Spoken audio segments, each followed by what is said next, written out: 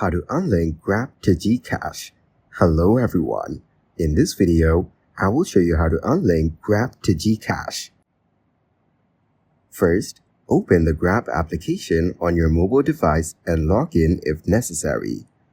Then tap on the account icon located at the bottom right corner of the screen. After that, select Payment Methods from the menu. Here, you will see all the payment methods linked to your account, including Gcash. Tap on Gcash and then look for the option to remove or unlink it. Now, confirm your action, and Gcash will be unlinked from your Grab account. Thank you guys for watching this video. Hope you got some value. Make sure to like the video and subscribe to the channel to get notified of new videos. See you in the next one.